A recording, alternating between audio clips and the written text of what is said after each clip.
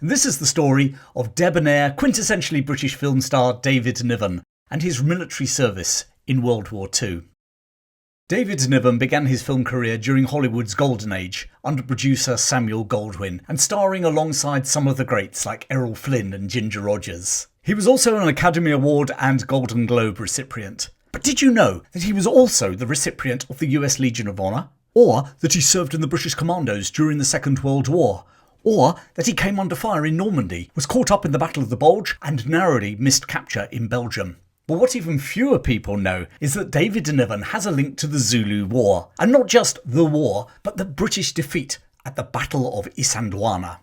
His wartime service and that little known link to the Zulu War is the subject of this episode. James David Graham Niven was born into an affluent middle-class family with Scottish ancestry in London in 1910. Tragedy, however, would strike the family just a few years later when his father, William, a lieutenant in the Berkshire Yeomanry, was killed in action at Gallipoli during the First World War. After a public school education, Niven entered the Royal Military Academy at Sandhurst in 1930. The adjutant at Sandhurst at this time was Major Boyd Browning of the Grenadier Guards, who would later go on to command the British 1st Airborne Division and the 1st Airborne Corps during the Second World War. Meanwhile, his company commander was Major Godwin Austin of the South Wales Borderers. He was one of 5 Godwin Austins to serve with the regiment, formerly the 24th Foot, and his uncle was killed at the Battle of Isandlwana. And if you're thinking, that's the link between David Niven and the Zulu War, well it is, but it isn't the main one, and I'll get to that later. With his cadetship nearing completion, David Niven had to decide on which regiment to apply for. With their Scottish ancestry, his mother was pushing him to join the Argyll and Sutherland Highlanders. Niven had to list his 3 preferred regiments in order. In first place with the Argyll and Sutherlands, followed by the Black Watch. Against number 3, he simply wrote anything but the Highland Light Infantry. In his autobiography, The Moon's a Balloon, he claimed his disquiet about the Highland Light Infantry was because they wore tartan trews, or trousers, rather than kilts. It was a comical response to a serious application, and we've all done something similar, which brings a smile to our face when we do it. And we all know that it has a tendency to rebound on you. And so it did with young Niven, as someone in the corridors of power also had a sense of humour. David Niven was commissioned in the Highland Light Infantry. He joined the 2nd Battalion stationed at Malta, and there he was befriended by the adjutant, Captain Roy Urquhart. Urquhart was another one of those characters from Niven's life who would end up in the British Airborne during World War II. He would command the 1st Airborne Division at Arnhem. You may also recall Urquhart from my episode on the Malayan emergency, where he was the general officer commanding. Niven found garrison life in Malta tedious. It wasn't helped by the lack of promotion opportunities. Already starting to wonder if army life was all he had thought it was cracked up to be, Niven received the news that his mother had died. He was given 4 weeks compassionate leave and decided to travel to America. David Niven fell in love with the country. It seemed exciting and buzzing with opportunities, certainly a lot more than garrison duty in Malta. On his return, he was finally promoted to lieutenant, and the 2nd Battalion was posted back to Dover in England. But it became blatantly obvious that the promotion and the new posting had done nothing to dampen his desire to leave the army. Once more booking a passage to North America, Niven resigned his commission via telegram whilst halfway across the Atlantic. After a series of false career starts, he moved across the states to California and arrived in Hollywood. Many call this the golden age of Hollywood, and he joined a long queue of men and women all trying to get their big break. His very first acting role was as an extra, earning $2.50 a day when he played a Mexican. Through a chance encounter, he gained a non-speaking part in the film Mutiny on the Bounty. It was from that film that he came to the notice of legendary film producer Samuel Goldwyn. Over the next couple of years, which when you're trying to break into Hollywood probably felt like a lifetime, he worked his way up to speaking parts before landing a major role alongside Errol Flynn in the 1936 Charge of the Light Brigade. If you think that modern Hollywood plays fast and loose with history nowadays, you really need to watch this black and white movie to see how they varied it back in the 1930s. Nevertheless, it's a good old-fashioned swashbuckling film, as you'd expect from Errol Flynn. His big break came in 1938, when Niven once more starred alongside Flynn and British actor Basil Rathbone in a fighter pilot movie set in the First World War, Dawn Patrol. By now he was, with Rathbone, a member of the so-called Hollywood Raj, the high-profile group of British actors who were dominating Hollywood at this time, including the likes of Olivia de Havilland, Leslie Howard and Rex Harrison. But the golden age was about to come to an end. Whilst on a yacht off the coast of California on Sunday the 3rd of September 1939, David Niven heard that Britain and Germany were once more at war. Niven decided to return to Britain to fight and told Samuel Goldwyn that he'd been called up.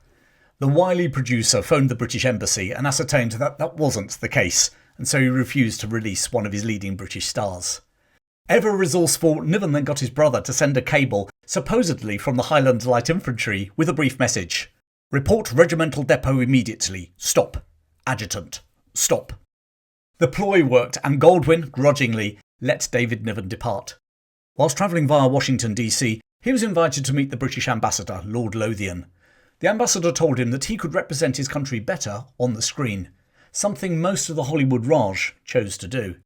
Niven, however, wanted to serve his country in uniform and had his heart set on the RAF. Unfortunately, his role as a fighter pilot in Dawn Patrol did him no favours. The RAF were awash with potential recruits, and the last thing that many of the officers wanted was a pretend airman in their midst. He was unceremoniously turned down. If you're enjoying this video, then please hit the subscribe button now so you don't miss my next one, and give me a like too. Now, back to the story. It was whilst nursing his pride in the Café de Paris in London that he met an officer from the Rifle Brigade who told him that he could get him into the regiment. He was commissioned in the Rifle Brigade in February 1940.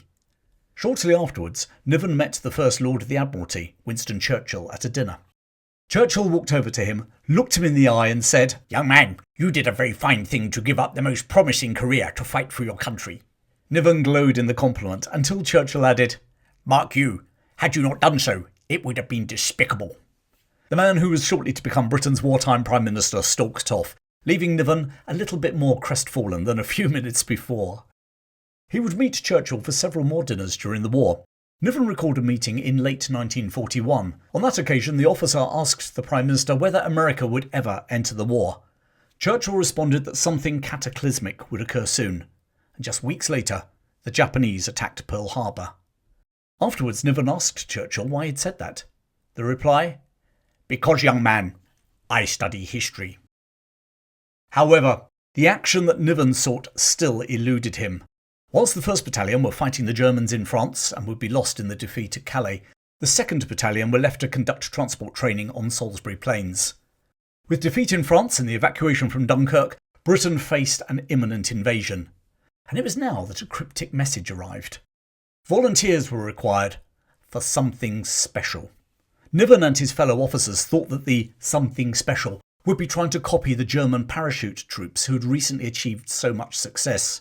He wasn't keen on jumping out of a plane, but on the other hand, it was more exciting than driving around Salisbury Plain.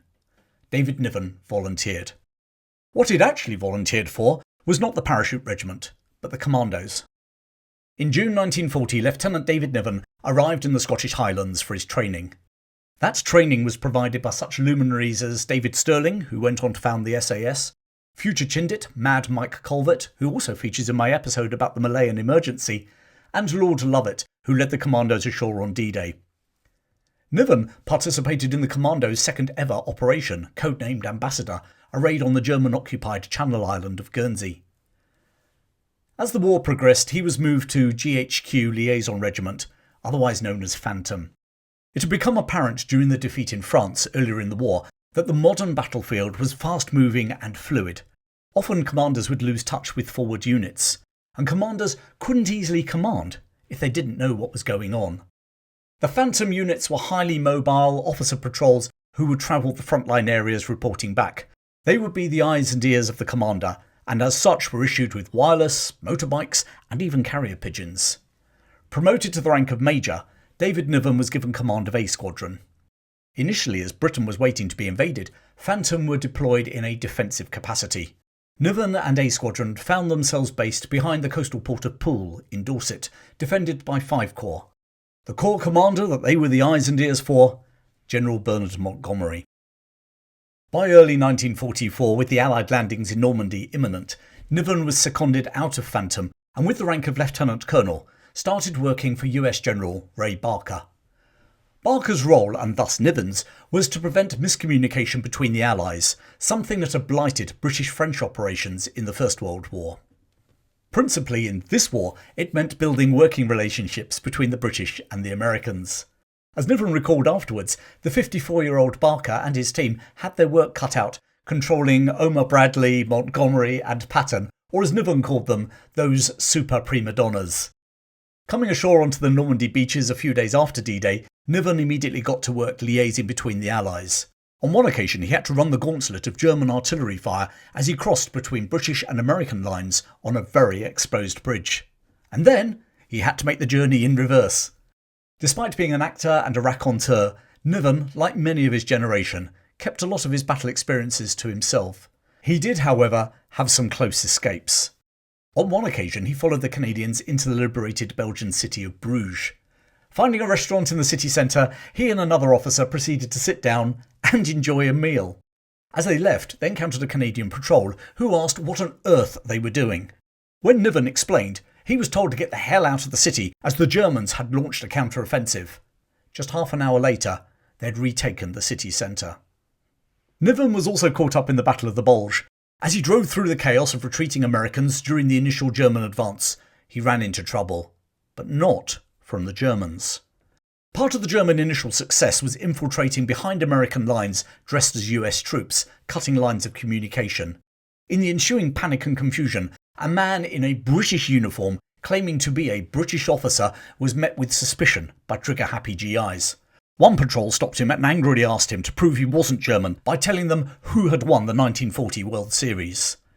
Niven replied, as only debonair David Niven could, "I haven't the faintest idea, but I do know I made a picture with Ginger Rogers in 1938. Suddenly recognised, he was allowed through, all smiles. At the end of the war, Niven was demobbed and joined 15,000 US servicemen heading home across the Atlantic on the Queen Mary. Hollywood was calling once more, but not before General Barker had pinned the US Legion of Merit on his chest. David Niven was to enjoy a stellar film career in which he received 3 Golden Globes and won Best Actor at the 1958 Academy Awards. He died in Switzerland in 1983. His wartime service is probably not quite on par with Richard Todd fighting in the airborne landings at Pegasus Bridge on D-Day, but it was certainly fascinating in so many ways. But having heard both his acting and his military career, you might be wondering where his link with the Zulu War fits in. After all, he didn't star in the film Zulu or Zulu Dawn. Actually, it's a family link.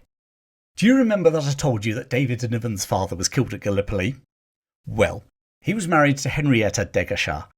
Henrietta was born in 1877 in Brecon to Captain William Deggershire of the 24th Regiment of Foot, later the South Wales Borderers. Born in 1841, he was educated in France before studying at Rugby and finally Imperial College London. Joining the army in 1859, he was commissioned in the 24th Regiment of Foot. There he joined his brother Henry, who by the time of the Zulu War in 1879 was in command of the 2nd Battalion. Meanwhile, William, serving in the 1st Battalion, had risen to the rank of captain, but was made temporary or brevet major for this campaign. The Anglo-Zulu War was the first time that both battalions of the 24th Regiment had served together. The 2nd Battalion, commanded by older brother Lieutenant Colonel Henry Deggershire, were with Lord Chelmsford when he moved out of the camp at Isandlwana on the morning of the 21st of January 1879. One sole company, G Company, from the 2nd Battalion remained at Isandlwana, commanded by Lieutenant Frederick Godwin Austin. Now, do you recall that surname from earlier? He was the uncle of Major Godwin Austin, Niven's company commander at Sandhurst. Captain, Brevet Major, William Deggershire was in the 1st Battalion, which stayed at the camp. With Chelmsford moving out early that morning, the commander of the 1st Battalion, well actually he was temporary commander, but that's getting into the details, Colonel Pauline, took command of the camp, and William Deggershire assumed temporary command of the 1st Battalion, 24th Foot. So not only was the Zulu War the first time that the two battalions had served together, but on the morning of the Battle of Isandlwana, both battalions were commanded by brothers. Henry, away with Chelmsford, and William, back at the camp. The Battle of Isandlwana is a different story, and one that I don't want to stray into now. although I have made a video about it, so check it out afterwards on my channel. Suffice to say that later that morning, the camp was attacked in overwhelming numbers by the Zulus, and the British garrison wiped out. The Battle of Isandlwana was the greatest defeat the British Army ever suffered at the hands of an African enemy. Amongst those to die on the battlefield were Lieutenant Godwin Austen and Captain Brevet Major Frederick Deckesher, David Niven's maternal grandfather. So there you have it, David Niven's very personal link to the Zulu War, a little known story about one of Britain's great film stars. A man who was not just an Academy Award winner, who worked for legendary producer Samuel Goldwyn and acted alongside some of the greats from Hollywood's golden age, but who served his country in the Second World War. A heck of a career and a heck of a man. Lieutenant Colonel David Niven, recipient of the US Legion of Merit and former British Commando. If you enjoyed this episode and want to know when I release future ones, please subscribe to my channel. And please do check out my channel. I have well over 100 videos out there for you to watch. Plenty more coming your way. But in the meantime, thanks for joining me today. Keep well, and I'll see you again very soon.